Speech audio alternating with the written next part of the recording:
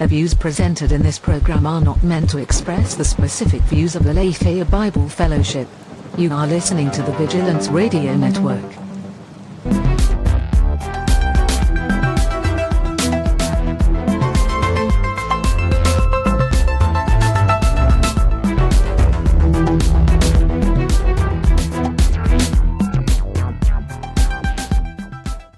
What is up?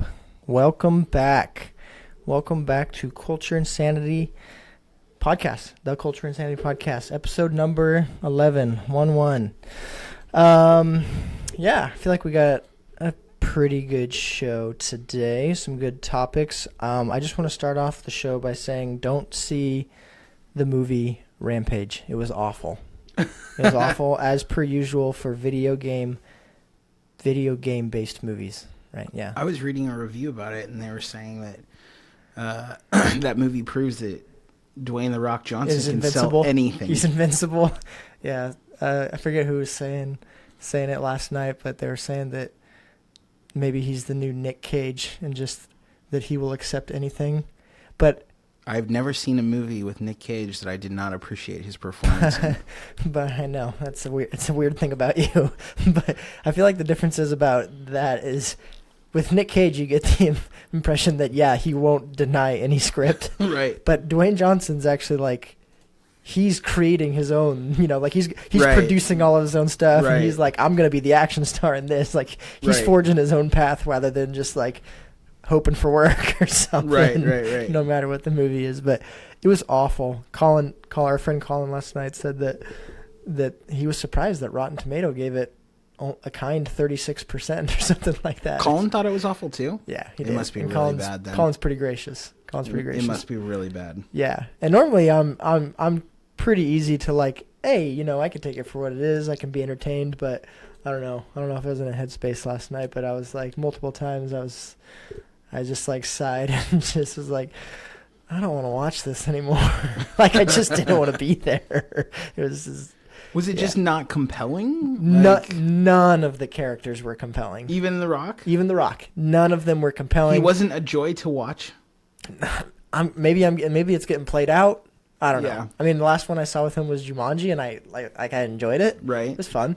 But I don't know. Yeah, none of the characters were compelling. Jeffrey Dean Morgan played Negan.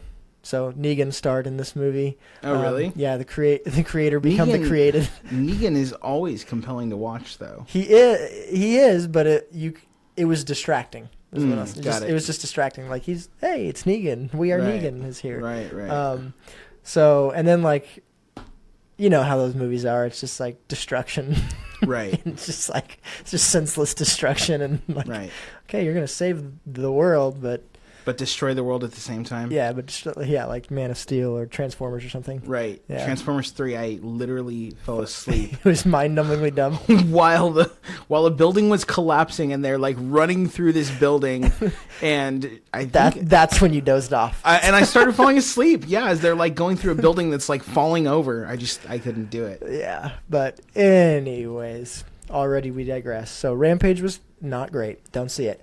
Okay. What was good, maybe this is our start out from, but I guess I'll just give a quick disclaimer, even though I already gave a preview disclaimer. But in case you're wondering, on the show today, we're going to be talking about a couple different movies. We're going to be talking about A Quiet Place, the new John Krasinski directed and starred in movie, Jim Halpert, right? Jim. Starring his wife. And Emily Blunt. Emily Blunt, yeah. Who incidentally is the new Mary Poppins. Mary Poppins. Mm-hmm. Yeah. We saw Ready Player One last weekend, I think. So yes, we did. Talk a little bit about that.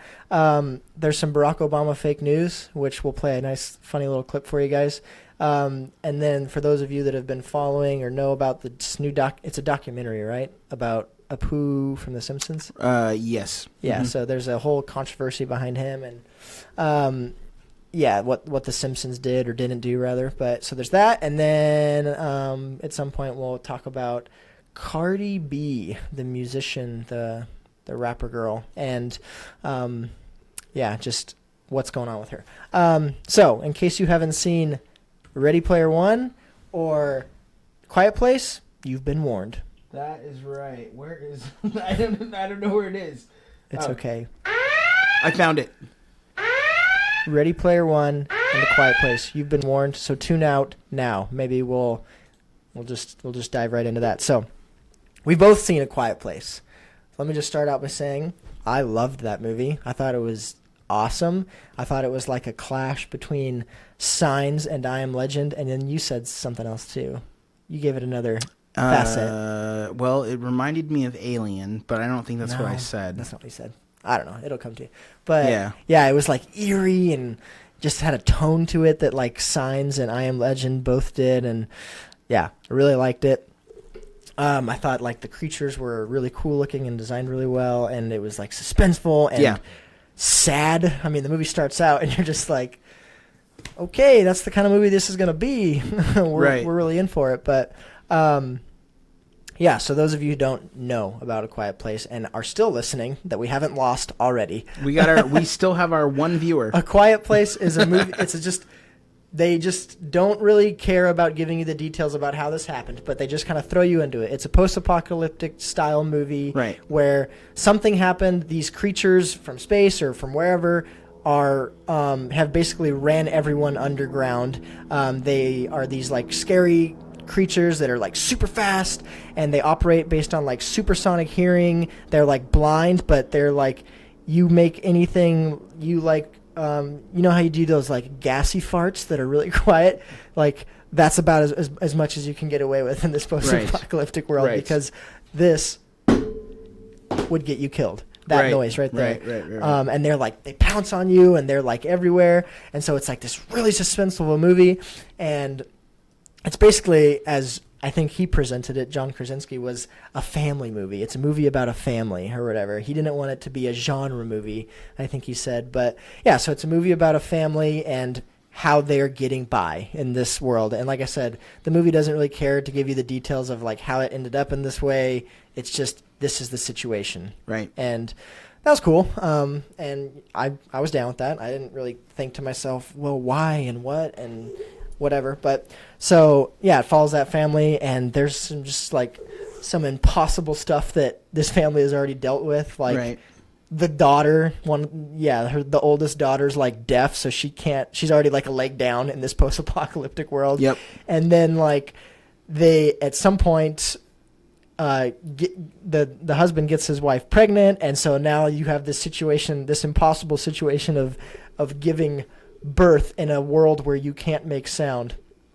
And so it makes for really stressful scenes. Let's just say that. Yep. But so that's the basic synopsis of A Quiet Place, and it's like I said, it's like suspenseful and stressful, but it's really good. And so, but anyways, that's the note that we find ourselves at for the podcast, is the question, like, what is, I guess, the moral responsibility, or what is good parenting in that way? Like, was it responsible, for lack of a better word, was it responsible for them to bring a kid into a world that's basically effed, just screwed from the get-go? And like, is there a higher responsibility for that? Should they have done that? Do they have a responsibility to do that? Because if they don't, like, the world is just going to continue to be screwed, and are we going to let these things win or whatever? So that's just sort of an interesting question that we want to explore, I guess. So, I mean, my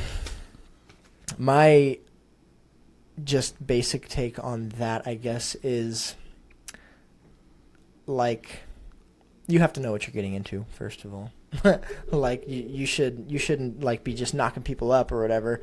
But yeah, man, I think like you can't let those things win. You can't let the creatures rule the world. And as impossible as the situation, and their problem solving for that was awesome too, by the way. They like created this like soundproof basement with like paper mache for like I don't know, sound absorption or whatever. But yeah, like, I think that we still have, how is it any different than a lot of things today, right? Like, the obvious thing in that movie is there was immediate physical danger all the time, and that's the world they live in, is immediate physical danger all the time.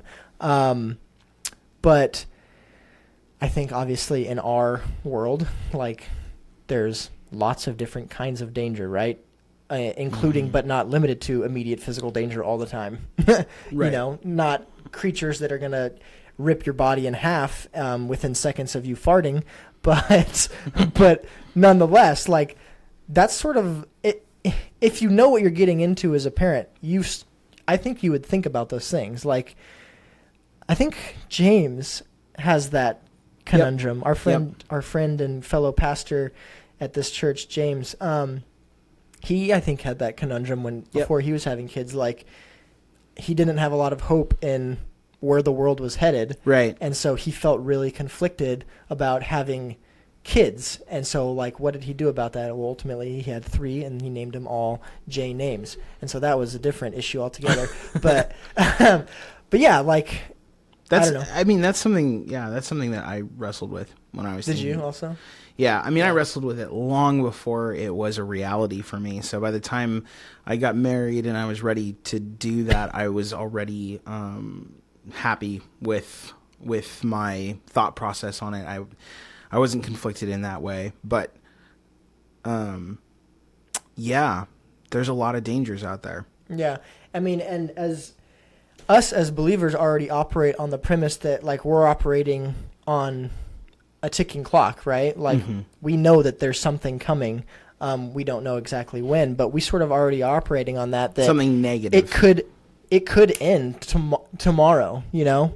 But that doesn't stop us. And then, I mean, I thought about it a little bit from a different angle, but nonetheless, like I thought about it, like, and I know you know, but like my angle was that I wanted to have boys because, you know, what dad doesn't, but I wanted to have boys. I wanted girls, but yeah, I wanted to have boys because I wanted to raise like good, proper men because there's not a lot of those, you know, and not a lot at all. And yeah, it's a dying breed for sure. And so like I felt really strongly like I didn't want to have boys because you know, I mean there's a little part of me that does, sure, but I didn't ultimately want to have them because, you know, they're cooler and you know, sports and this and that, like a lot of maybe dads have that. But like that was the premise for me wanting that, was because I knew already from the get-go that we are up against it, you know? We're up against it. Yeah. And so, like, I felt like I had a responsibility to contribute towards that fight in the way that I raise my kids and my boys. And right now I have one. But, yeah, so, I don't know. Bringing it back to, I guess, the question for this movie, I mean, what are your thoughts? I mean, to borrow from Malcolm. From not Malcolm X, but Ian Malcolm from Jurassic Park. Life finds a way. Yeah, life finds a way. I mean, you know, he says it again in the new trailer. Right, he brings it back. I mean, we are meant to be relational. You know, we're meant to be relational. We're supposed to be like always going and being fruitful and part of that is extending your legacy and extending what you have in terms of like God's grace and God's glory and your creativity and all of these things. And you can't fully do that without having offspring. And this is not to say that you're not a whole person if you never have an offspring or anything like that people get into. Soon when this podcast gets huge, this episode will be exploited for us saying if you can't or don't have kids, we think less of you. You are worthless if you don't have kids. Bring it on. Episode 11. Right. That's not how I feel, and that's not what I'm saying. But there is something to that. There is something different about that. It's a different way that you can give to the future, and you sort of stop being human. Yeah, even in the movie, and I don't know how much like you stop being human if you take that out of the equation.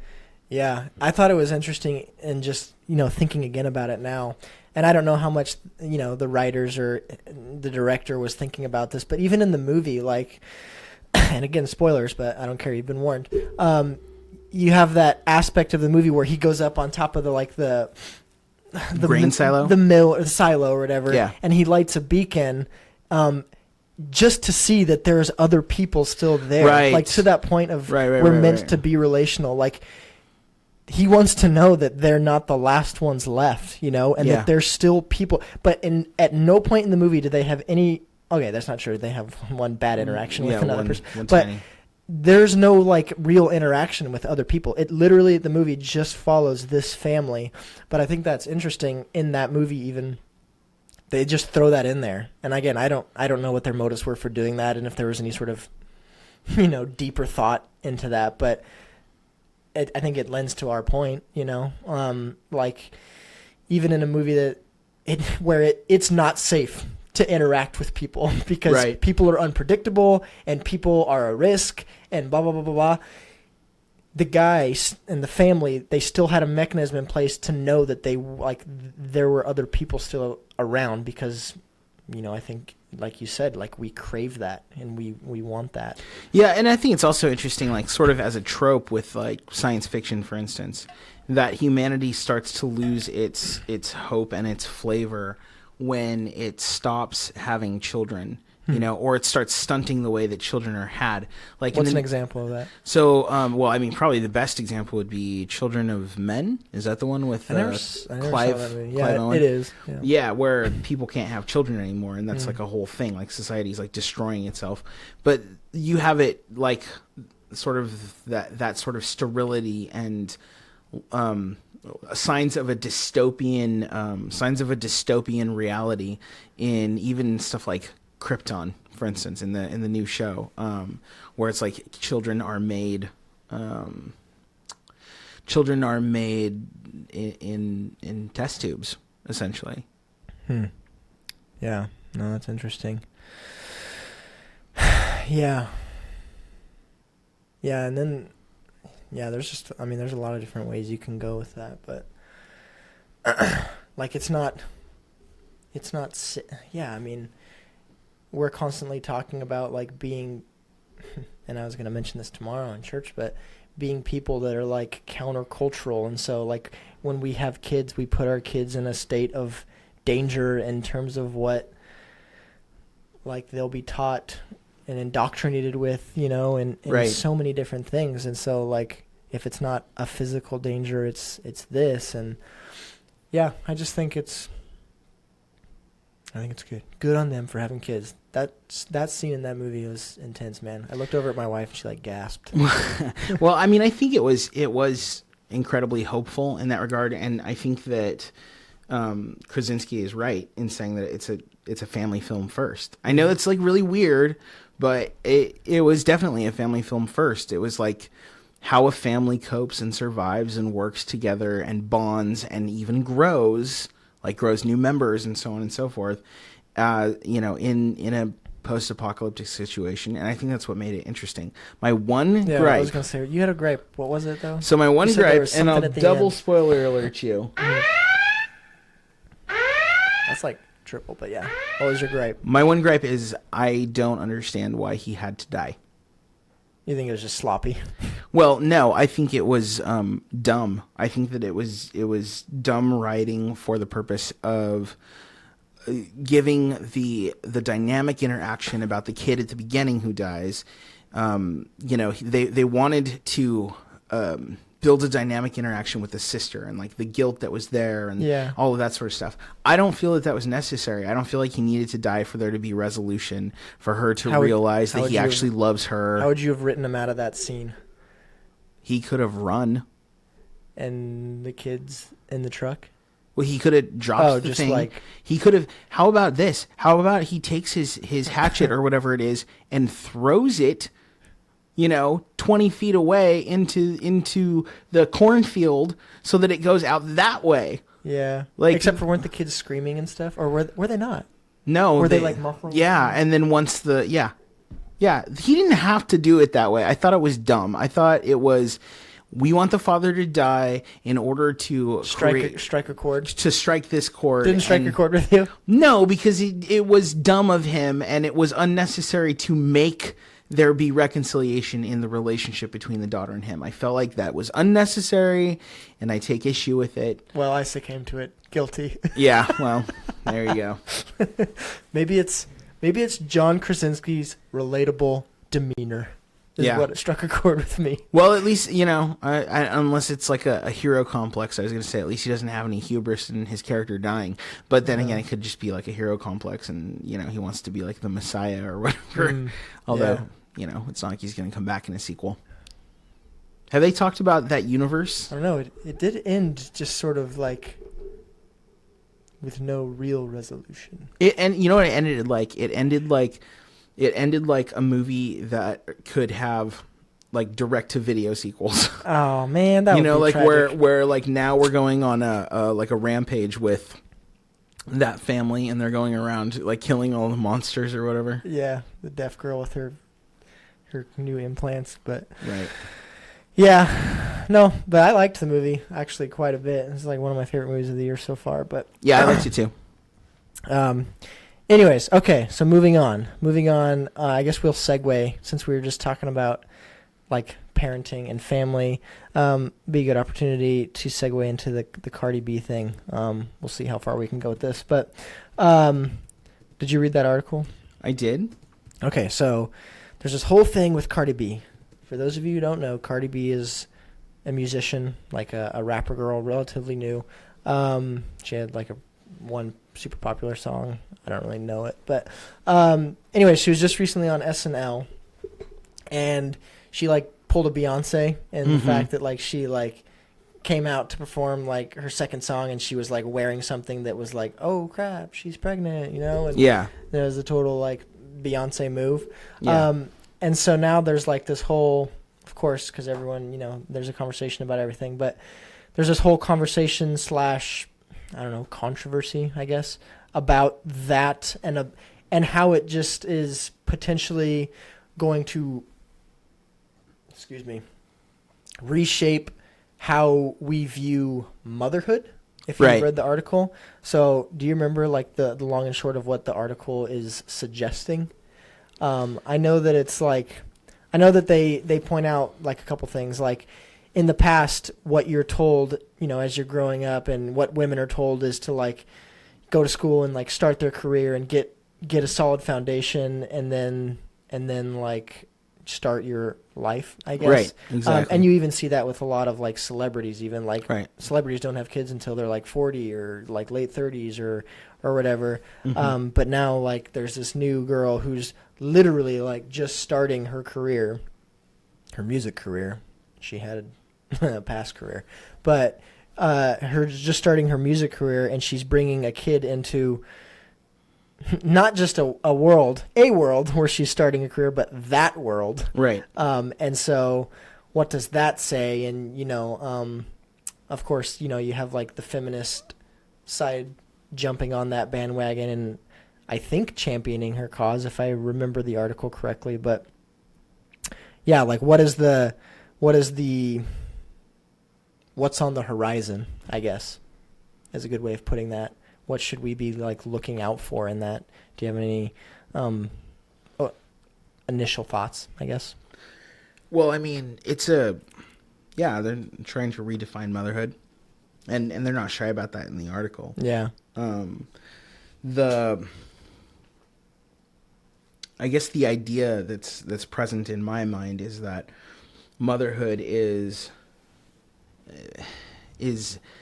a.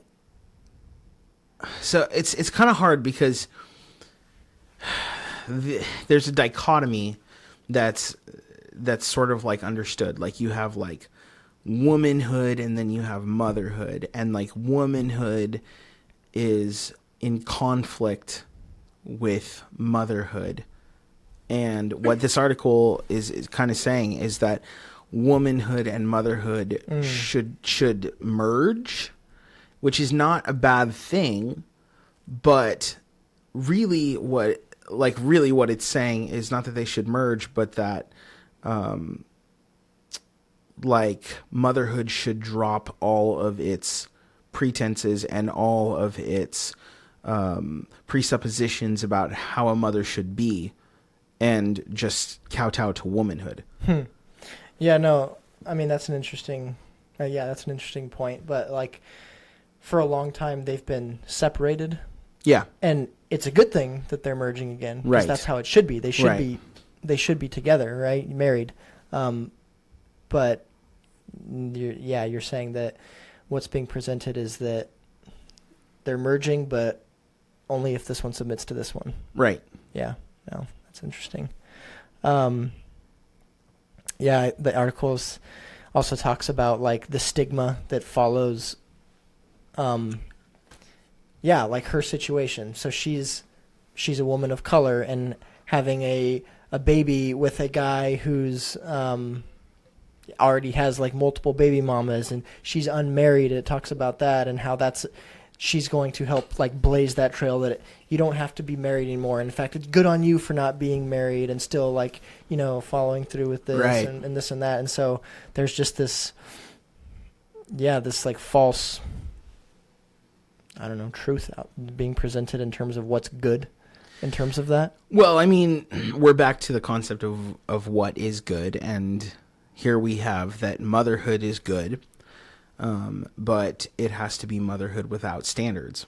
It has to be you being willing to pull your motherhood into whatever you want it to be. So if you want to raise your child in the life of in the life of the show, you want your child to be backstage at everything and so on and so forth, then that's what being a good mother is. And she is brave for championing that cause, taking her child into this world. The child will learn not to be not to ever look down on her past and so on and so forth. She has a past as a stripper, so Right. Not to look down on her, and to see that this is the whole picture of who she is. And that's not bad. It's not bad, the idea that the child should learn to see the whole picture of who she is, but children can't handle the dynamicness of the whole picture of who their parents are. The grays. They see themselves like they see their father as father before they see their father as, the man who struggles with finances, or the man who struggles with alcoholism or pornography, or gets mad at his mom, and so on and so at the kid's mom, or so on and so forth. They and those are just the negative things. Even the positives are hard. Like like your dad, for instance, is, say, maybe a firefighter or a policeman, and those things are positive, and they're risking their lives for others, but then that means they don't have time to to give that to you. And like, all you have to do is look at the children of stars, and what do you see? You see that that's an incredibly hard life. Yeah. And then you want to take away from that, like, the personal time that they devote to their children, where like somebody like Shania Twain, for instance, like, she was at the height of her stardom, and then she decided to break off so that she could raise her child. So now her children get a fairly simple life, and now that her children are raised, she's back, I didn't know that about her. Yeah, she's back hitting the bricks again. And so that she gives that life to her children that's fairly removed from that, so that there's a certain normality. And what we see here is an attempt to rewrite what's normal. Now, again, is it admirable that we're trying to merge these worlds? Yeah. But is it selfish in the way that it's being done? I would say so. Like, children cannot handle that level of dynamicness without there being some sort of cost to them. Yeah, it's just not stable enough to start out with. Yeah. Right. It's too much. Like, yeah. So, I mean, I don't think that she has to choose, but it's going to be a really difficult road for that child, because she's not creating a safety net for that child in that process. Now, I mean, we live in a world where there's more ability than ever to provide, look, we're doing a podcast, in my office with low tech, like, you can get things out there. Cool, but yeah. Yeah, but this is my point. Like people, like, she's Cardi B. You know what I mean? Like, if she wanted to reduce herself down to not putting out albums but still putting out music, She could do that. It's all like in the digital age. I'm sure she has enough money to put a studio in her house. Sure. She doesn't have to go on like 50 shows like or world whatever. tours or whatever. Yeah. There's ways that she could do that. So anyway. Yeah. I forget. You said something in there that there's a couple things, but yeah, I mean, there's been a couple, like, in fact, I think, like, I know we kind of shat on Mila Kunis in the past couple episodes, but I think she did that. Like, she Shania Twained it for at least a little bit, Did she? Did Yeah. she have a kid? I think she had at least one, yeah. But she, like, took a couple or a few years off so that she can devote that time to, like, being, a mother that's out of the spotlight so that her kid can, like, have some stability and not be overwhelmed by that. Who's she with? Ashton Kutcher. So they have a kid together? Yeah. Interesting. At least one, yeah. And then, like, I think, like, Natalie Portman, same kind of situation, I think. But, yeah, there's been a couple, but I didn't know that about Shania Twain. You said something in there. It resonated with me, like, on a personal level. But I don't remember how you said it or how you connected it, but you said something about your dad can be, or your parent can be a this or a that, mm-hmm. and that's good. But what did you say? How did you say it? Oh, I don't know how I say it. You have to go back and listen to it. Your parent can be... But they neglect, and that's a good thing, like... Right.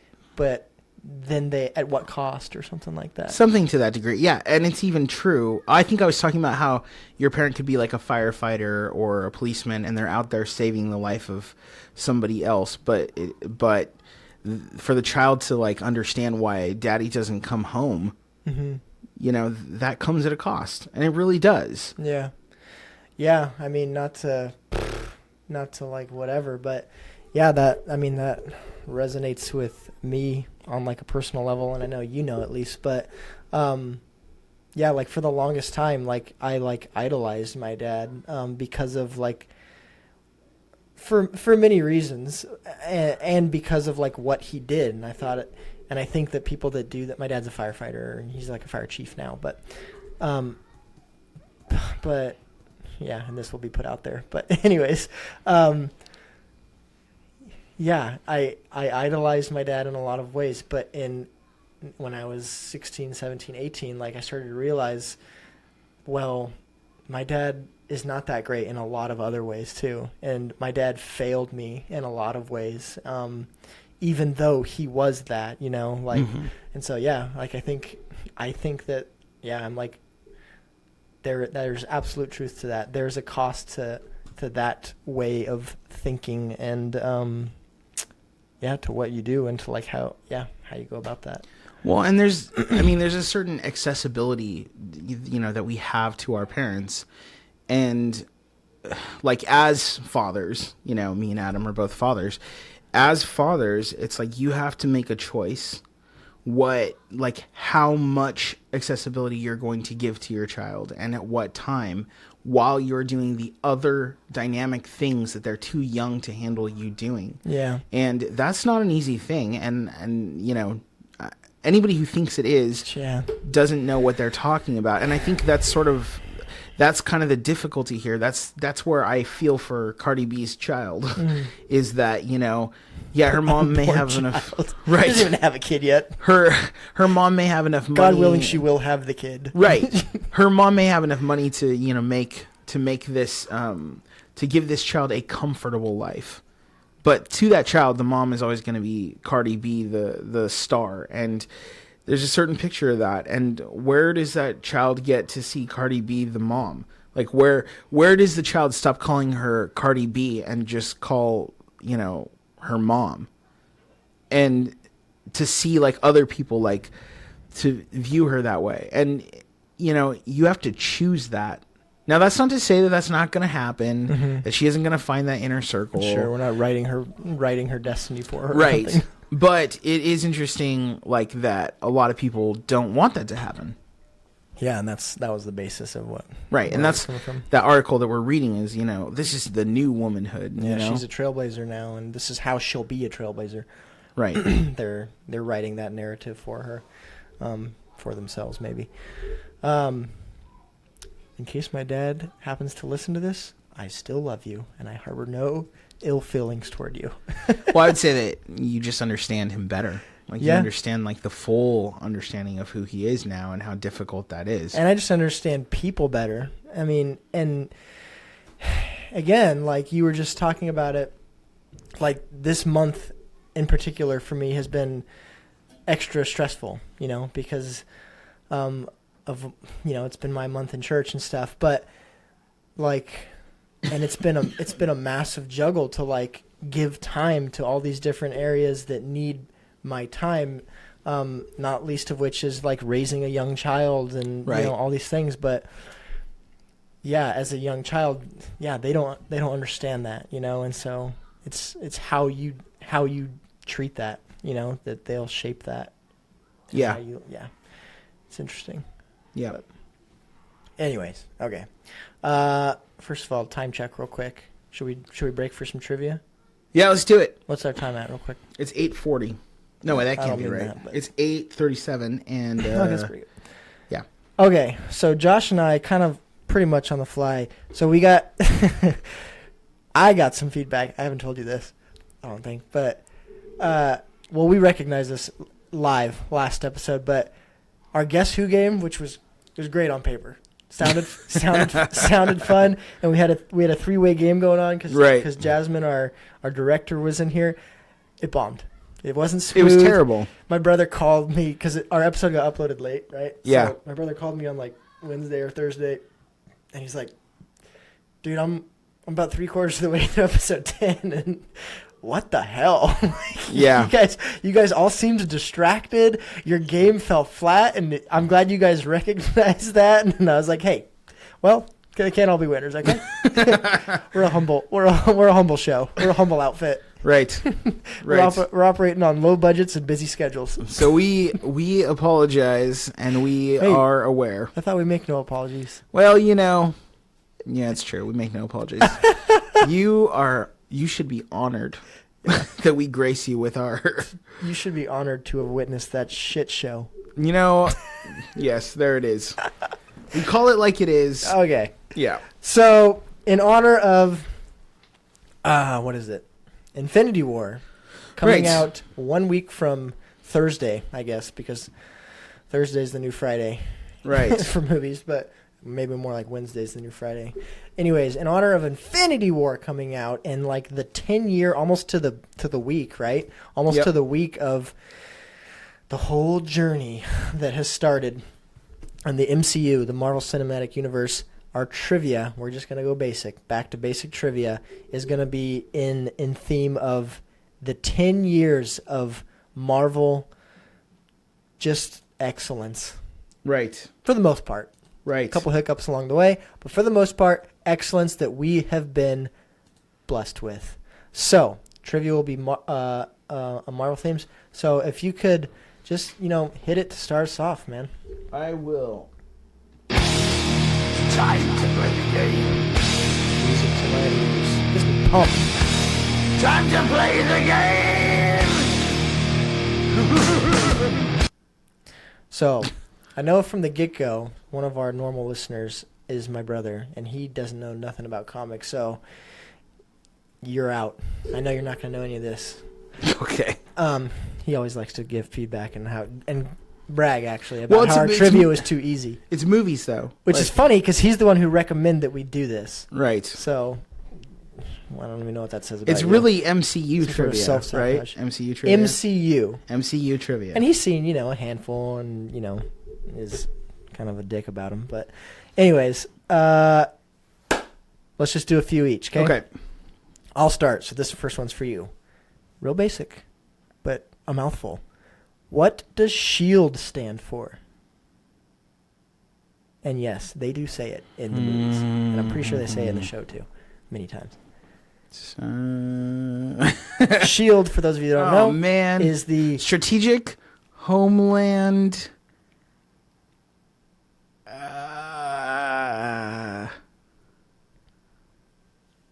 Yeah, I can't remember the IEL. defense. Strategic homeland. Gosh, and I watched this show too. I know. And they're all about Yeah. flexing who they are. Well, they don't say it very often in the show. That's terrible. Strategic homeland, 2 for 2. Mm-hmm. And you fell short. Yeah. Intervention, Enforcement, and Logistics Division. Yeah. Strategic Homeland Intervention, Enforcement, and Logistics Division. That is terrible of me. I really love that show too. And I don't even watch that show, but yeah, no, that's what SHIELD stands for. All For right, those of you that got didn't know. one. You got one. Well, it's just that you didn't get one. Right. All right, so hit me. What is Agent May's nickname? See, I don't watch the show. I don't watch the show. I don't even know who Agent May is. My guess would be she's the Asian one. She is. Yes. Hey. Ming-Na Wen is. I get a sliver of a point for guessing that. She played Chun-Li in the Street Fighter movie. The newest one? No, the old one. That was Kristen The Kruick. 90s one? Yeah, the 90s one. Who, by the way, was involved in the Nexium scandal. Kristen Kruick was. And along with her co-star Allison Mack, who just got arrested. Oh, really? Yeah, she got arrested for sex trafficking in the Nexium scandal. That girl, that chick from S.H.I.E.L.D. was part of that? No. No. She was involved in it. What does that mean? No. Okay. Agent May, played by Ming-Na Wen. Yes. Played Chun-Li, who Okay. was also played by Kristen Kruick. Oh, okay. Who was Right. Right. No. But yeah, Allison Mack involved in a sex cult. As like We talked about that last time, right? I don't think we did. Yeah, I don't think we did. Maybe it was brought up, but Maybe. What is her nickname on the show Agents of S.H.I.E.L.D.? I mean, the only thing I got is some tasteless joke that would be inappropriate. okay. So nothing? So I'll bite my tongue on that one.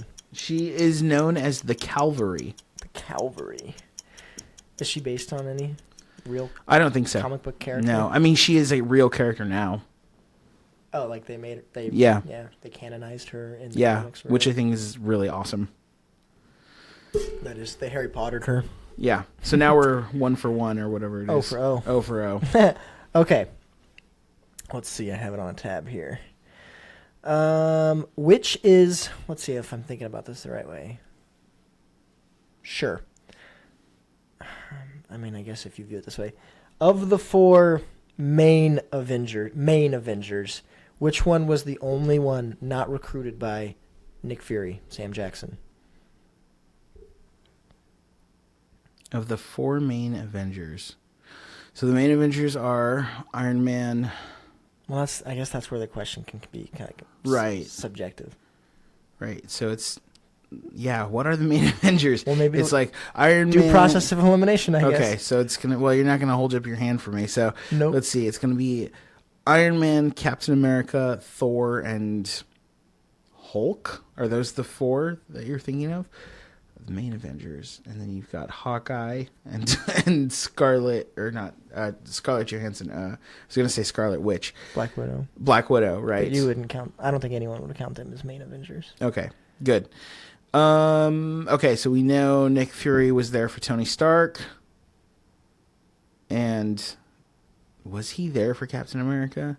And does that count? Because Captain America was already a part of S.H.I.E.L.D. in the MCU. I don't know how you're counting it. And then Bruce Banner. The question is recruited by Nick Fury to be a part of the Avengers. Oh, to be a part of the Avengers. Gosh, I don't like these trick questions. I'm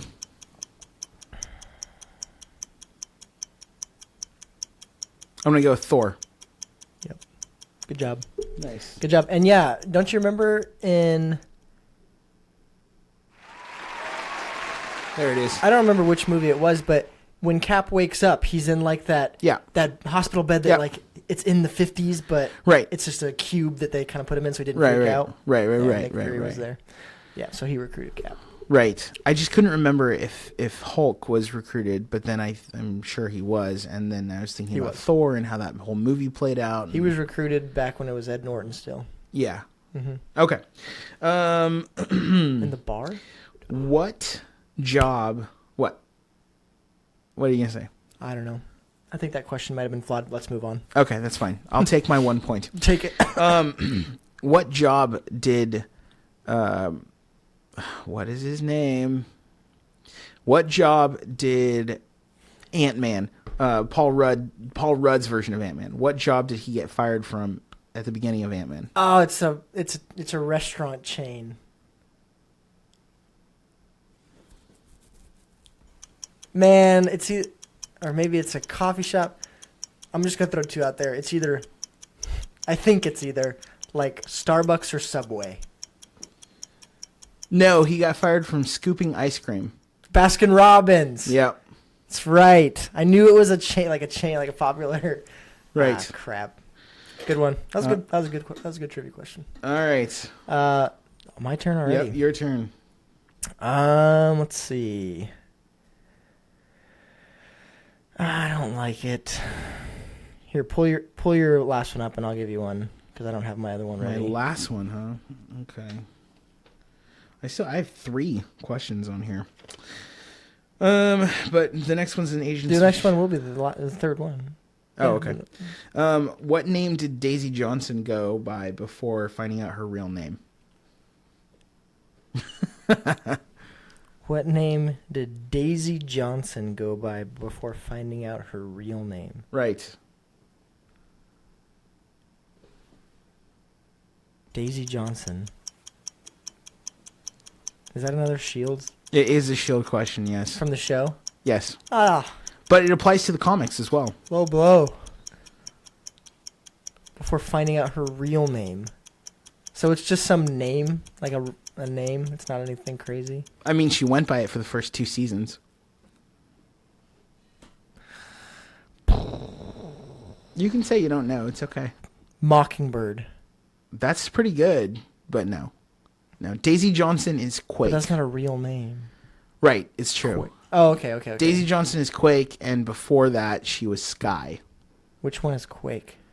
Quake is the leader of the... And what does she look like in the show?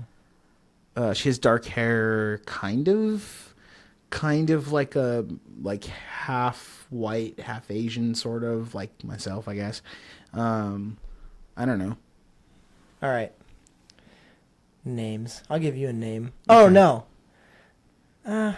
Name. You'd probably get that one. You're a pretty smart guy when it comes to that. At the end of the first Avengers, where do the Avengers eat post-credits? Like the exact place? It's a restaurant. Oh, I don't know the name of the restaurant. It's shawarma, but I don't know the name of the restaurant. Wait, isn't that the name of the restaurant? No, it's a type of food. That's the type of food? Yeah. Is it like Lebanese or Greek? Something like that, yeah. I thought it was the name of the restaurant. Nope. Well, it may. You got it anyway, so good job. It may have like had it on a banner. All right, the question I was going to ask you was Black Widow's real name?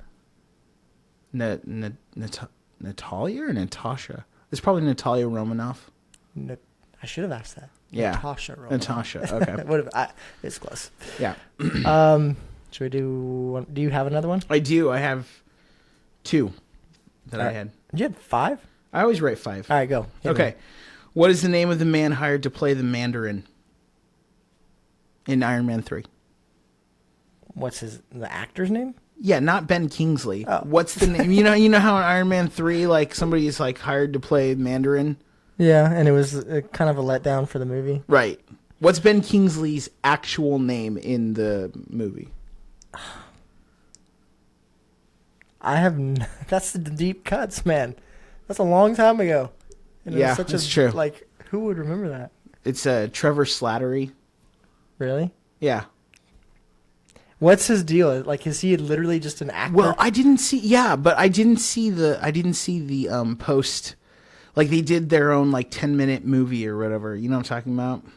No. What? Like, they released something where he's in prison. I'll have to look it up. Anyway. And then my last one was... Or do you have another one? Yeah. Which country does Black Widow find Bruce Banner when she recruits him? Argentina? Is that your final answer? It's something in South America. No, it's not. No? Where is it? Colombia? India. No, wait, that's South America. Yeah, I was going to say, wait a minute. It's India. In my mind, India. it's totally South American. And then my last one was Star-Lord's mom's name. Gosh, you had good questions, man. Those are hard. Those are all really hard. I figured I had to work really hard on this one because, Those are all really hard. you watch MCU stuff, so. I don't know. It's Meredith. Meredith. Good one. You win. I won. Again. Yes. All right, moving on. Moving on. All right. So, I guess we'll do the Barack Obama fake news thing right now. Okay. So, take a listen to this little gem. We're entering an era in which our enemies can make it look like anyone is saying anything at any point in time, even if they would never say those things. So, for instance, they could have me say things like, I don't know, Killmonger was right, or Ben Carson is in the sunken place, or, how about this, simply, President Trump is a total and complete dipshit. Wow. Now, you see, I would never say these things, at least not in a public address, but someone else would. Someone like Jordan Peele. This is a dangerous time. Moving forward, we need to be more vigilant with what we trust from the internet. That's a time when we need to rely on trusted news sources. It may sound basic, but how we move forward in the age of information is going to be the difference between whether we survive or whether we become some kind of fucked up dystopia. Thank you. Stay woke, bitches. So we apologize for the the cussing, but that's actually what's on the video, and it's to describe the video so that you understand what was going on. So it starts off with a video of Barack Obama, Like where a he's public address. where he's talking in a public address, and then as the video moves over into a split screen, and you see Jordan Peele, who directed Get Out, and Key and Peele. Yeah, and he before he directed Get Out, he was on a show called Key and Peele. Before that, he was on Mad TV. He does impressions, and so it becomes clear that he's doing an impression of Barack Obama, but they're using AI. They're using computer technology, an algorithm, to make it look like Obama is saying all of these things. Mm-hmm. And that's the point that he's demonstrating. The point he's demonstrating is, you can't trust what you even see these days. Yeah, the technology I was reading a little bit about it. The technology they use, you can spot, and people are trained to spot because it kind of blurs things and distorts a little bit. Just a little bit, yeah. Just a slight amount. And it's getting better and better. Yeah, but if you're not looking for that, you would have no idea because he's synced up exactly with. He already does a good impression. He's pretty good at with the tone of his voice and stuff. But yeah, that technology, like Josh just said, is getting even better to where it's it's more seamless, and it's to be honest, it's kind of scary, man. It's kind of jacked up. And so the question for us is, and I don't even know how we really approach this, but with that kind of enemy, right? What are we to do? And what is he says, be careful of where you're drawing your news from, because of, these things, and look what I did in 5 minutes type thing. Mm-hmm. So what is reputable, and how do we discern that? Well, and he says you have to get news from trusted sources, but what does trusted sources even mean? What does that even mean? What do you think? Well, I think we've come into things like this before, believe it or not. We've never come into it visually, but we have. We've come into it before with things like the printing press, where all of a sudden you could just print anything you wanted to and get it out there. We came into it before when Photoshop was on the scene. How did they combat what could have been, or did they?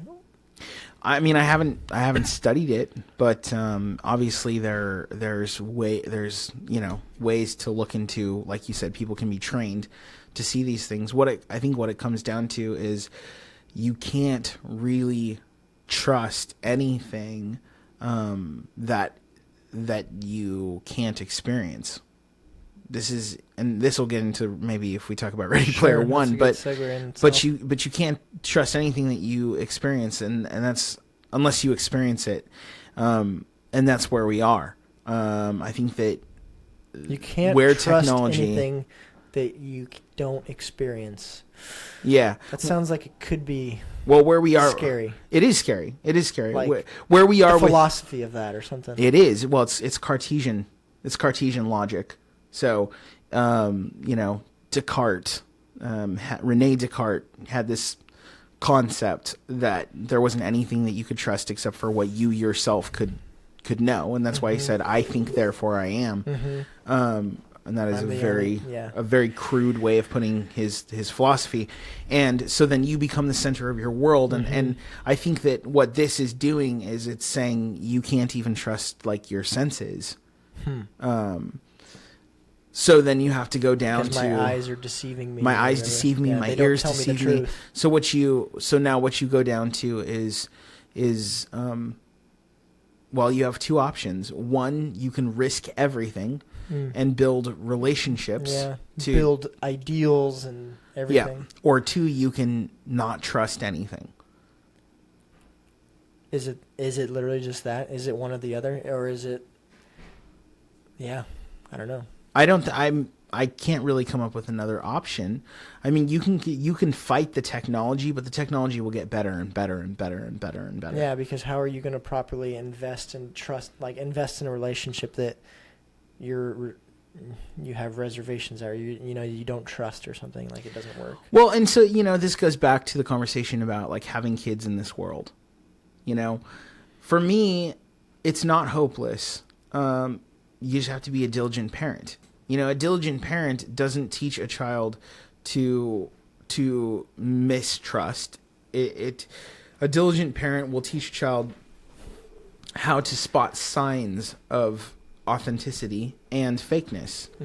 And that's really what it comes down to, I think, is you can't prepare your child for everything, and they could be seeing things that they're not supposed to see, and things that are going to lie to them, a la like Pinocchio, things that are going to turn them into little donkeys.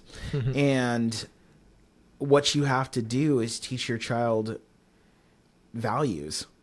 You teach your child to produce fruit in their life and what it looks like to produce fruit, the methods by which that happens. And then when they see people who claim to have fruit but don't know how to produce it and don't know so on and so forth, then they won't trust that. Yeah, you spot a liar. So there's, relationally, that's kind of where we are. We're, because of the way the technology has moved, you don't have to build relationship anymore to connect to these truths, but that's a relatively new thing. Like, it used to be that towns were small and you really you couldn't get away with this or that. Right. You had to have relationships. So it's almost like we're going back to having to do that because anything that's out there, you are going to mistrust. I'm not necessarily saying that that's a bad thing. Or that's a good thing, but I think that will cause sort of a polarization, if you will, a polarization of people who can see things correctly and who can look past what is in their eyes and even in their ears and look to the fruit of things, and then people who can't, know? It's so sad. It's so sad that that's where we're at. And I know this is talking about like this new technology which makes a person look like they're saying something, and it's just like we talked about it, the clickbait phenomenon too in the past, so this coupled with like clickbait articles, and just headlines with no substance or whatever, and that's what people are basing whole like ideals and values on is this sort of thing. And man, built on a throne of lies, Right. as they still say in Step Brothers. But oh man, yeah, it's kind of depressing a little bit. I'll be honest. You can't trust anything. Yeah, well, I think that it's a picture of the world that we live in. You know, we live in a dangerous world. So the idea of trusting something, you know, now we're just getting to see the reality of that reality, as opposed to before, where we could sort of put that shine on things and pretend that you can trust things. Pretend. Yeah, that's interesting. Well, segue into reality. You said it yourself, Ready Player One. Right. Okay, so you can't trust, what did you say? You can't trust, you can only trust what you experience. Right. So, you know, spoiler alarm, we don't need to do it, but if you want to, Ready Player One, that was sort of a, first of all, fun movie. I enjoyed it. It's a fun movie. There's a lot of Easter eggs and, you know, eye candy, if you're looking for that. In terms of story, kind of basic, but the big theme that kept being, you know, presented in that movie by what kept being presented was that this whole thing that I created. So this guy created this whole world, this whole universe called the Oasis, and the whole point was so people can escape their lives because their lives suck and their lives are depressing and the world has gone to hell and it's a mess, and yeah, you know, it's another like post-apocalyptic-y kind of situation. Yeah, dystopian, yeah. And so this thing is for people to get away and get out of that, but the like creator of the whole game and universe, like his like main Easter egg is the opposite of that. Is like, I realized in me creating this, like I was missing the point myself, and only what you can experience is what ultimately matters, right? That's what he was saying. So, and back to the point of relationships, that was like a key thing for him, was like invest in relationships, real relationships, because that's ultimately the only thing that matters. All this other, you know, shine, like you just said, the shine, it's a lie and stuff. And so that was a refreshing message. Is there anything weird about it? I mean, I don't, it's not far enough in my mind. It's too shallow. But it's where it's going to, I mean, what can you do with it? I mean, it's secular in nature. It's, I would say that it's relationship with cost. That's what you have to invest in. The issue was, because they could go into the Oasis and they could have relationships. Yeah. And that's what he was certainly doing, the main character. But it's the relationship that like comes with sacrifice and cost. And there's a moment in the movie where the main female character, where she's like, you know, shy because in reality she has this birthmark, and you know, it's made clear like that is a point of insecurity for her that she hides in the Oasis.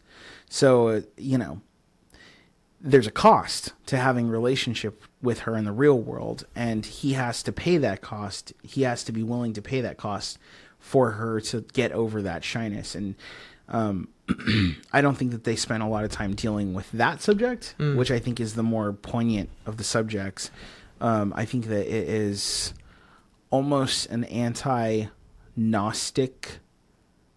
movie in the sense that it isn't about shedding your physical self, but it's rather about grounding yourself in actual reality. Right, but yeah, so it's sort of anti-Gnostic in that vein. I just feel like it didn't go far enough, and to that end, I don't think that it would have, because it's a secular movie. So, but then there was also like weird vibes on the guy, like the creator himself, like like maybe he was like God or something, or he transcended or something. Transcendence.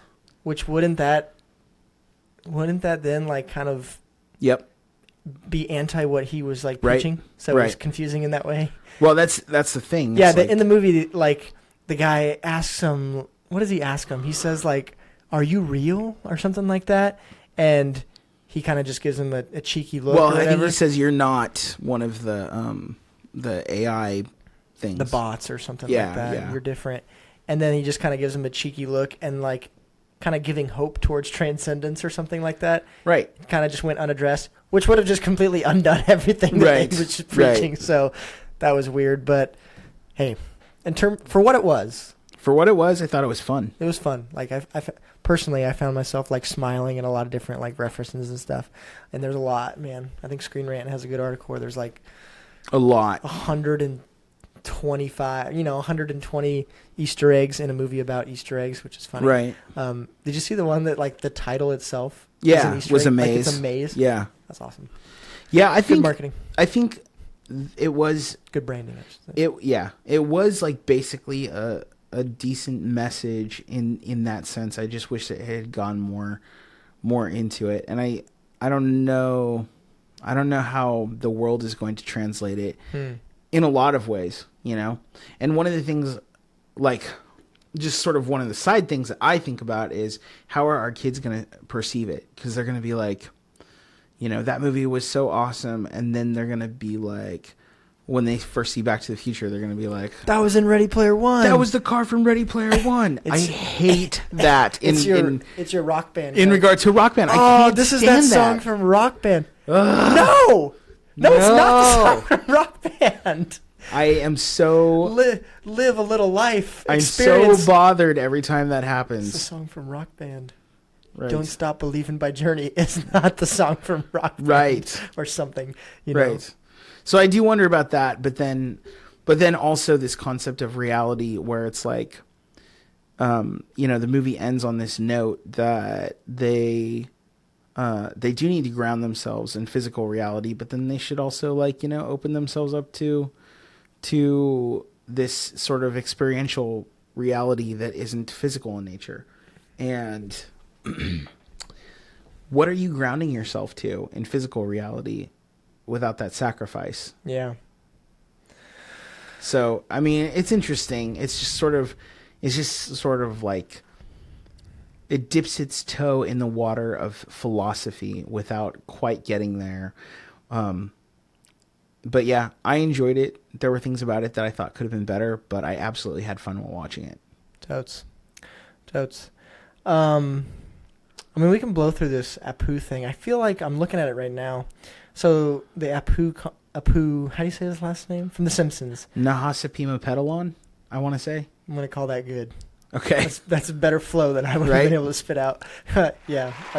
Yes. So there's a documentary, and I don't know a lot about the documentary, but there's a documentary coming about. Is it based on him, or is he just like... I think it's based on him. Okay, it's based on him. And, you know, there's... Is the documentary suggesting, like, that why are we still allowing this type of thing? And they're using that to drive that narrative? Yeah, I think so. Is that the long and short of it? I think so. So, you know, people in society and culture is uncomfortable with, I guess, a character like Apu, right? Which comes off as racist in today's climate, right? Right. And I feel like we kind of talked about this before, is stereotyping racist. And, like, when it comes to comedy, like, we talked about it before, right? We did. Like, where's the line, right? Because that's, as comedians, like, their job. They walk up to the line, and that's what makes them so great and stuff. And so the question of, is stereotyping racist? Bearing in mind, it's weird that they pick on Apu, maybe just because that is... I think our article that we pulled from is suggesting that that's a race and nationality that has continued to be marginalized and not advocated for. Is that why it's Apu, you think? But it's funny because that whole show that's the basis. Like, all of their characters are caricatures, right? Right. You have, like, the cop. I don't remember his name. I was never a big... Wiggums. Who's, like, the stereotypical, you know, fat cop, eats donuts, drinks coffee, what does he actually do? Right. You know, what do you actually do type thing. Right. You have, like, the slimy businessman in Smithers. You have... what are some other ones, you know? You have Janitor Willie, who's a drunk Irish guy. Yeah, I don't know and hot-tempered. Yeah, drunk Irish. Exactly. Hot-tempered. You have there's more. Whatever. The dad who's like this dumb oaf, Homer, this dumb oaf good for nothing type guy. But why is stereotyping racist? And so what was the conclusion we came to on that in the past? Like why are we so up in arms about it? And I say we as in like why is culture at a point where comedy is in danger of even being it can't make fun of itself, I think. Yeah. Is what it comes down to. Where you just everything is sacred because nothing is sacred. Yeah, it was interesting. So in our article we pulled from, it has Hank Azaria, who is the voice of many Simpsons, but Apu being one of them. And yeah, like, what does stereotyping have to be racist, or can it just be? This is the question. Or can it just be? This is the observation I have of you, and this is how I'm going to. In his thing, so his example is he used to go to this 7-Eleven all the time, and at the 7-Eleven he'd always be waiting in line, and the manager or the owner of his 7-Eleven was always just this crusty Indian guy, and he'd be waiting in line, and he'd open his Gatorade and take a drink, and the manager would bark at him, "Don't open the Gatorade, you didn't pay for that, blah blah blah blah," and he was always just like, "What am I gonna do? Run away with a Gatorade?" And so that's what he based his character of Apu on, was just this experience he had with this guy. And it's not that he is racist or thinks less of Indian people. It's just that was a character that he based that character on. And in his experience, a lot of Indians owned convenience stores or whatever. So it's not like he's not saying like this is how it is and like this is whatever, but it's just observation, and it's for the sake of satire and for the sake of comedy. And in the way he put it, like he would literally like do that back to the guy because that was the way he like expressed. And he wasn't saying this is a good thing, he's just saying like that's how I expressed my annoyance with him, was like by mocking him and the way he interacted with me. Like he wasn't making a statement about this nationality or whatever is this race is less, but that was my outlet for making fun of for being angry with this guy, and the way he treated me was to imitate him. And so yeah, like where are we at, and why is that a bad thing? And yeah, it was an interesting article. I don't know if you have any more on that, but the article's interesting, and what he has to say about it is interesting. Yeah, I mean, I'm of mixed cultures, and I have no problem with the idea that stereotypes have a foundation in reality, and I think they do. I mean, and it's funny how it's appropriate for within a culture for you to be able to laugh at yourself, and in fact you should be able to do that, but not cross-culturally, which puts me in a really weird position. But Daywalker. But that is the foundation, or at least that's one of the foundational like skills of comedy, is to take something, blow it out of proportion, and turn it into a caricature, Yeah. And if there's something that you observe, you do it, you make it bigger and you make it louder, and then you laugh at it. Mel Brooks. We were talking about it with We were him, talking right? about Mel Brooks. Yeah, he was like, he's scared for the state of comedy within culture because everything is of offense. That's the point of comedy. I don't know that there is. I think that racism might be too general a term. Certainly there are people who are hateful towards a race. That's absolutely true. Colin always says that the way he feels about racism is that people that suggest that, like, it's a self-fulfilling prophecy. Like you're putting that on me. Like you've opened the door for that. Like and so now it's there. Certainly there are people who are hateful toward a race, and that is true. But there are people who are just hateful toward people who happen to be a part of a race. That's true too. That's true also. Yeah. And there are people who are just irreverent towards everyone and happen to come in contact with people who are part of a race more often.